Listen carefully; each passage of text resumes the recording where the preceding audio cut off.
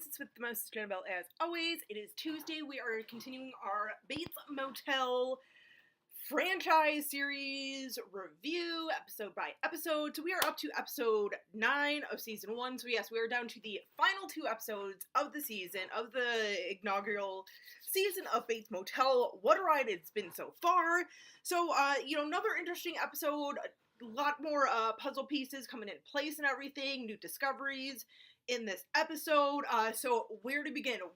So let's begin with pretty much opening sequence, where we find Bradley in a tub in like a prom dress or something. It's kind of like, okay, whatever. She's kind of, laying there and everything, and then she opens her eyes and she sees Norman above her.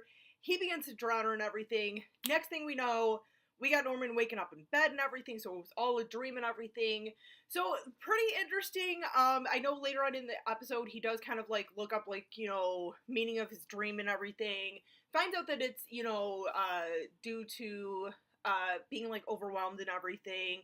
Rightfully so. I mean, he's, I feel like I'm overwhelmed for him in this first season, basically. I mean, he loses his dad. He, is kind of forced, by his mother to move to a new place, open up a business, start a new school, couple different conflicts and stuff. So, I mean, just a lot on his plate, so it makes sense.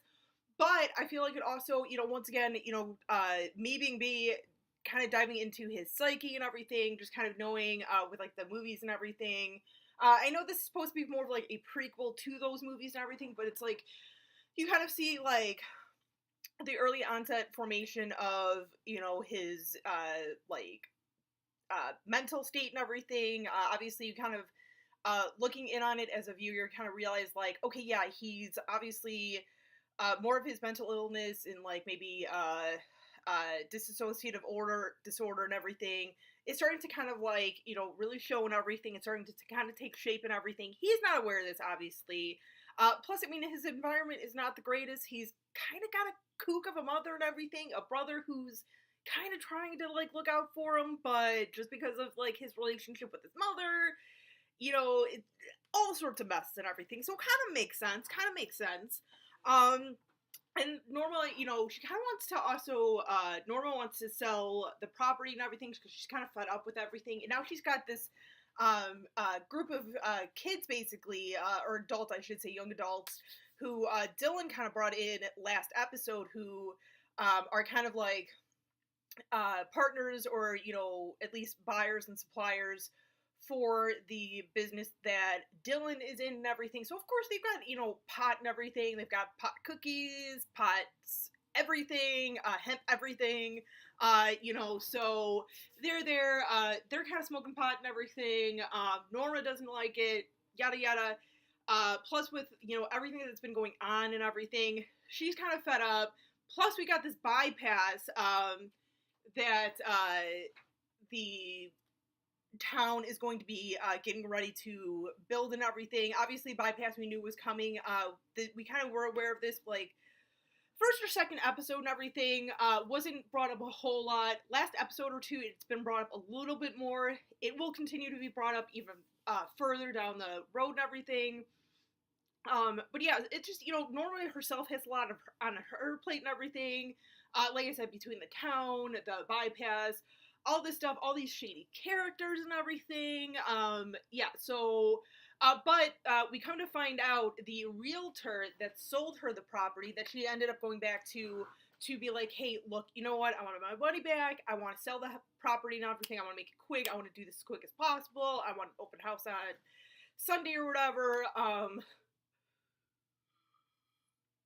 We come to find out that this guy is not the greatest realtor ever. He's probably the worst realtor you could ever find. Probably could not even sell a fixer-upper, to be honest with you, for $5. He admits towards the end of the episode that he's in the hole for 30 grand or something. He's living with his girlfriend. His car's in his mom's name. Total, he sucks his job. He's the worst realtor ever. So this is just one more layer for Norma on her ever-growing plate of problems and situations and everything. Only the Bates could get into the shenanigans that they're in. Like, no wonder why Norman grew up the way he did and became what he was. I'm just saying. I'm just saying.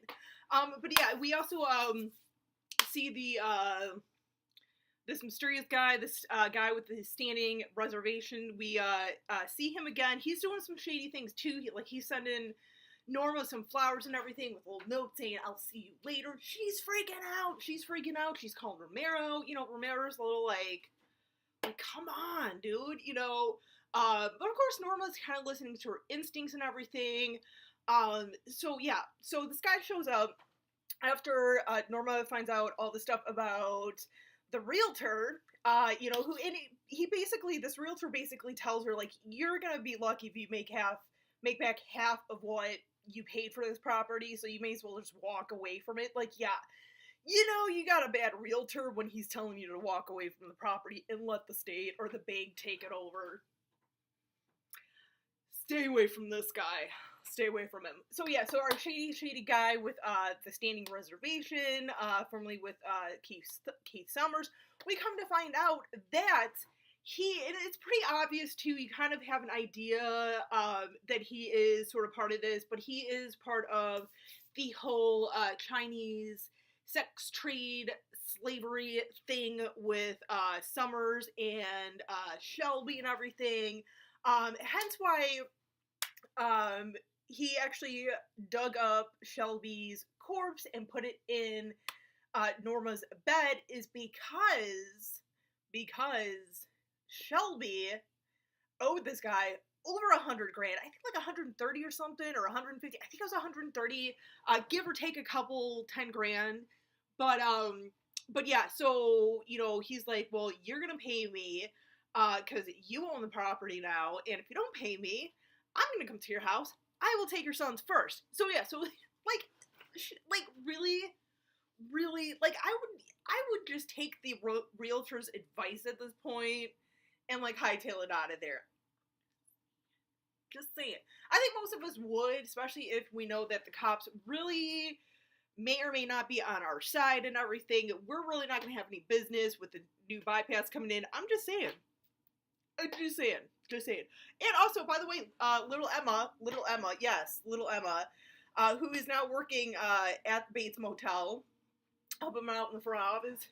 She's a little pot cupcake, so we kind of see her freaking out a little bit. I shouldn't say freak out, but she's high and she's like, it's kind of funny. And Olivia Cook, who plays the character of Emma, I really like how she was when she was stoned, because just like, there's one more step, and then there was another. It's like I was floating. She kind of like, it was hilarious because she didn't do it like a typical, stereotypical stoner on film type thing. So it was a charming little moment.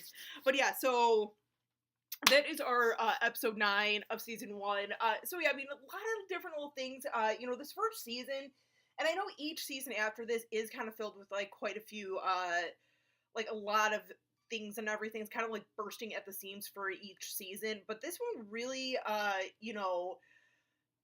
puts so much in each episode and everything, but it's not like overabundant or anything where you feel like you're totally overwhelmed. Kind of like Norman with his dream, just saying. But no, it's a little excellent episode. Like I said, you kind of start seeing little things, different characteristics of Norman and everything, of what we would then kind of know of him in the movies. So yeah, so it's pretty interesting. Like I said, we're down to the last 2 episodes here. Actually, we have one more episode after this. So, till next time, you guys, as always, stay creepy, classy, and a little bit sassy.